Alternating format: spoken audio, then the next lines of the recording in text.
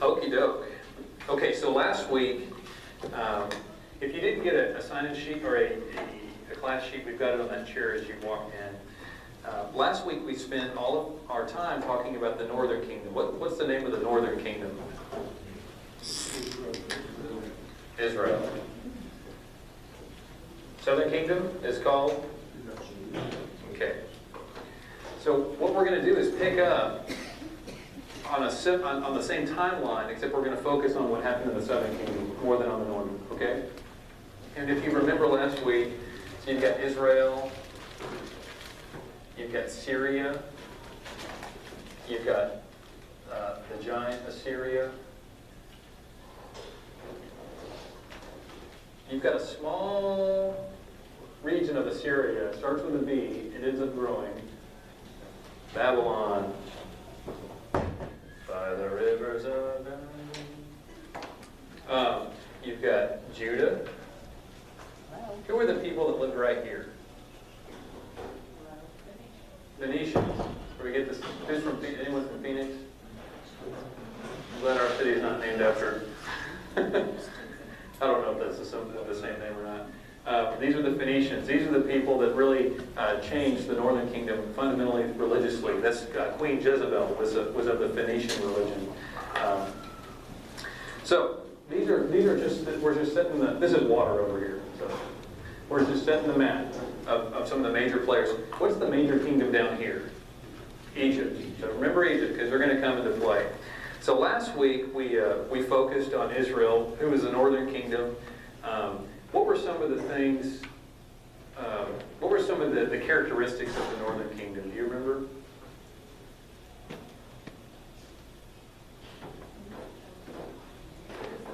The kings were chosen by popularity, which made it very unstable because, hey, popularity changes, doesn't it? It's hard to poll.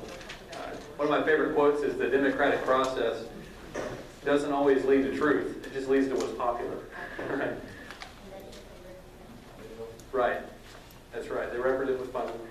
Right. The worship of Baal, which was of the Phoenician religion, ended up integrating religiously.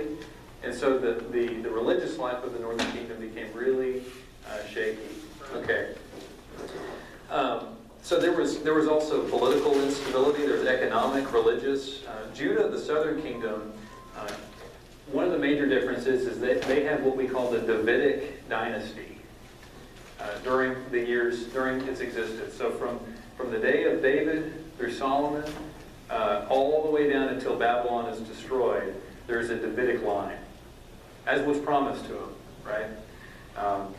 Israel, the Northern Kingdom, falls to which empire? Right, so they fall to Assyria in the year 721. Now, this is before Common Era. So, as we do the dates, we're going down. That makes sense? We date up now, they're going down. So it's kind of a mathematical mind blow for me. So before then, so at 721 is when we know Assyria leaves and leaves Judah as the only remaining full part of the kingdom, which is made up of the two tribes, Benjamin and Judah. Before that happened, Israel, when you're reading the scriptures, you may want to take a note. Israel is referred to several times as Ephraim. E-P-H-R-I-A-M. And that's just another word for the Northern Kingdom. And people get that mixed up. It's kind of like the all caps for Lord means Yahweh. This is just something, for some reason, that the vernacular back then had. So Ephraim means the Northern Kingdom. They attempted to form a political alliance with people who used to be their enemies, including Syria. Syria's other name is Aram, A-R-A-M. Have you seen that in the scriptures? Okay, so Israel is seen as Ephraim. And Syria is seen as Aram. And so they used to be enemies. They developed a political alliance. There were a few other minor tribes, but those were the major players. In 735, so this is before, obviously, Assyria's around. So in 735, Syria and Israel form an alliance against Assyria.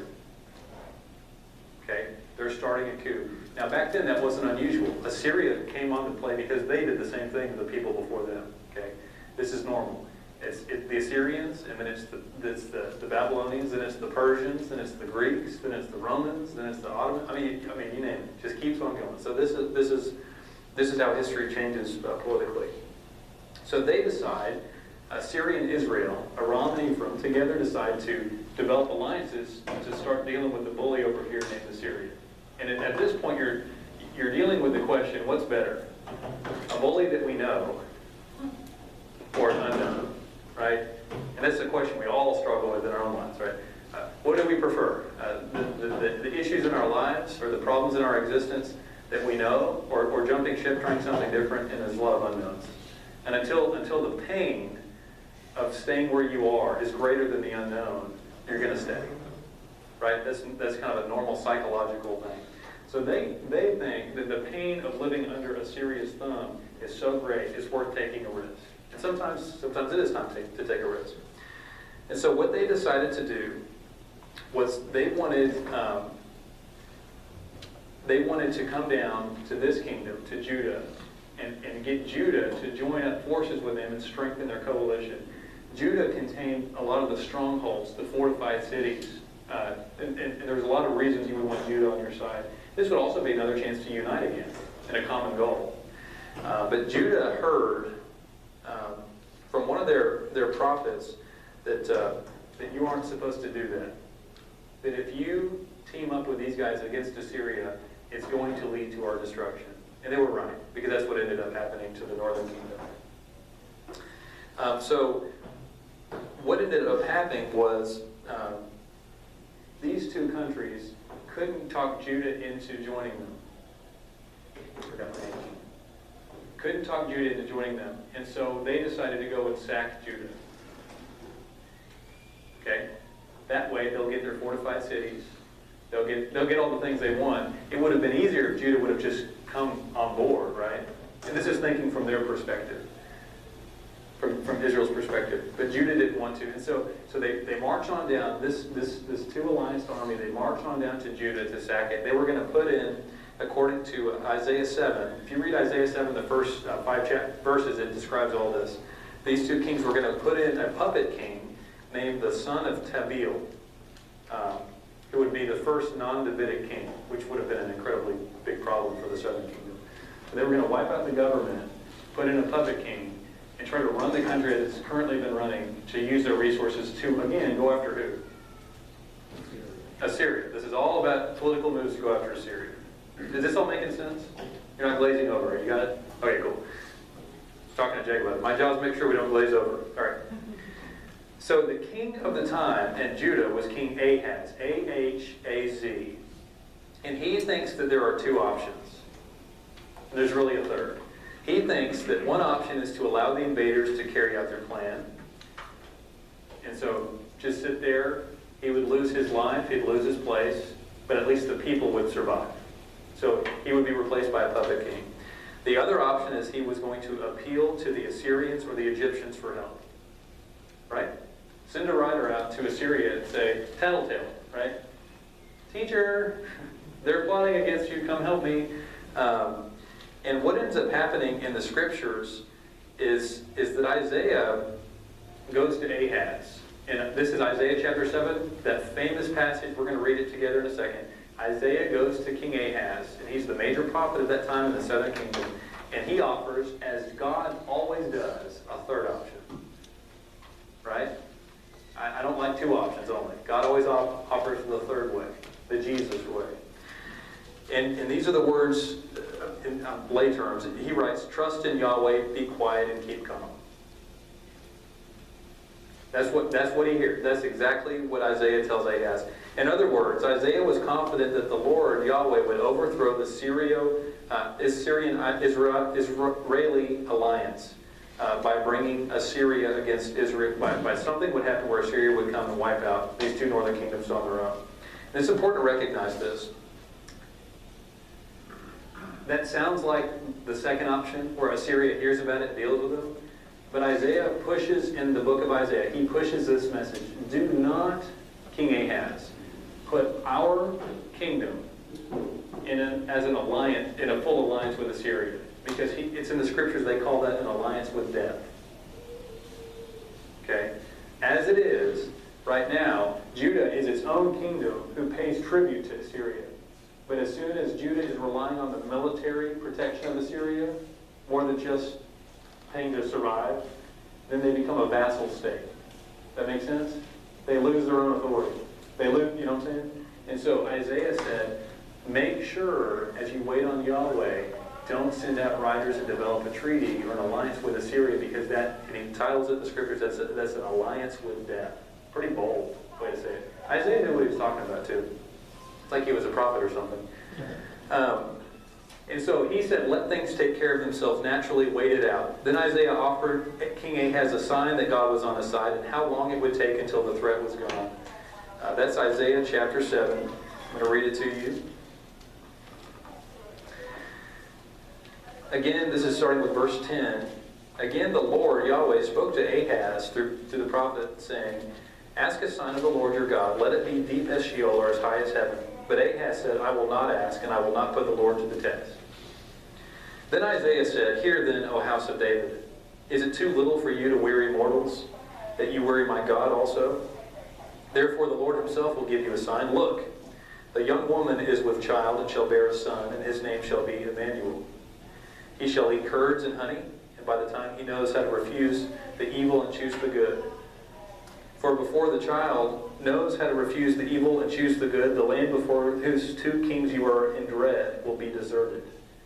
The Lord will bring on you and on your people and on your ancestral house such days as have not come since the day of Ephraim departed from Judah, the king of Assyria. On that day the Lord will whistle for the fly that is at the sources of the streams of Egypt, and for the bee that is in the land of Assyria. They will all come and settle in the steep ravines and the clefts of the rocks, and all the thorn bushes, and on all the pastures. It goes on and on and on. Here's a sign. There's a woman. There's a young woman. Some scriptures say a virgin. Of course, in the New Testament, Mother Mary is how we interpret this as Christians. But I want you to recognize that this original message to King Ahaz, as much as it's fulfilled in Christ Jesus for us, it also had meaning back then too. Okay? That's what God can do. He can double it up. He can double down. So, we hear this every Advent, don't we? And then it goes on, you hear it later on, for unto you a child was born, unto you a son is given, wonderful counselor, mighty God. Okay? But back then, as much as we see Jesus in that, back then, King Ahaz saw this as an absolute revelation and sign of what was to come. It wasn't about the kid. The kid's name had nothing to do with the kid himself. It had to do with who the kid represented. Okay? And I'll give you an example, like a symbol. This ring, what does it symbolize? Okay. The cup, what does that symbolize? The new, right? Symbols only, they carry their power in their ability to point to things greater than themselves. See that? Symbols themselves are powerless unless they point to something that's truth. Because they symbolize a reality. Right? So this ring is not my marriage. I lose the ring, I'm still married. I hope. Maybe not. Right? But it's powerful because it points, this ring represents my marriage, which is of power and of strength and empowerment. So the ring carries its power and then it points to that. Okay? This child is named Emmanuel. This child is not powerful. In the story, the child is symbolic of something big. And the child's pointing to God. The first thing that Ahaz, he hears a few things in this prophecy. A, that a child is to be born. Back, it wasn't about the Annunciation or the Immaculate Conception, which is Christmas stuff. But in this story, it's just that the child's going to be born. The first thing you need to know is that God is with you. You're not forsaken. Okay? Which he was assuming he was. Before this, if you were to read the first 10 verses of this chapter, the people were shaking like the reeds. They were forsaken. They were vulnerable. Their shields and armor were down. They were going to be destroyed. The first thing that Isaiah tells the king is, you and your people are not forsaken. God is with you. He's sided with you. Okay? And then it goes on to say that this kid is going to grow up. So his name means God with you, but he's going to grow up, and by the time he knows how to refuse evil and choose good, by the time he is able to, he shall eat curds and honey. So he's old enough to eat curds and honey, to know right from wrong. And it's interesting because what happened historically, and we're going to get into history here in just a second, what happened historically occurred, I need to look at my notes again, either 2.5 years or 3 years right after this prophecy occurred. The Assyrians came out and wiped out these two tribes. If you're willing to see it, Isaiah was giving Ahaz the code. God's with you, wait it out, and here's how long it's going to take. That's different, isn't it, than cinnamon and Christmas, right? Jingle bells. It's double meaning. It means a lot in the Old Testament, and it sure means a lot to me as a Christian in the New Testament, right? But I wanted us to grasp this. This famous story was actually famous. It was the fulfillment of it in Christ was double powerful because it was such a meaningful story the Old Testament spoke to. That makes sense? And so I think we should understand Christmas in the same sense. When you're trembling, world, know that a child is coming. And it means, as much as Jesus is powerful, just the birth itself means that God has not forsaken us. Okay? God has not forsaken us. That's what Emmanuel means. God is with us. It's a powerful, this was a new thing. Okay? This is a brand new prophecy. Nothing like this had been spoken before. So hold on to that for a minute. Okay. So historically, what ended up happening was that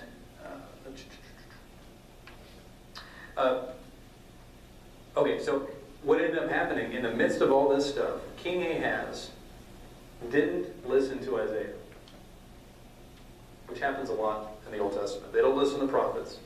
He didn't have strong faith, and he ended up doing what? He called out to Assyria. He couldn't wait. Maybe he waited 2 years. That extra 6 months was too long.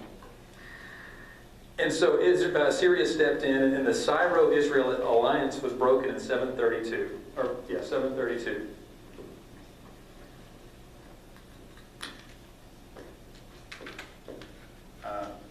They're punished. The northern kingdom is punished.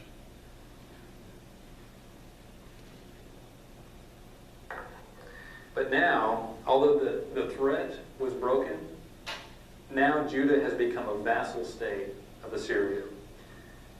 And during all of King Ahaz's time, and the guy after him and the guy after him, king-wise, Judah, the southern kingdom, lives in a really tough spot because they've given up their sovereignty. They've given up their control, their ability to just follow God. Does all that make sense? This is a lot of fallout that happened during this time.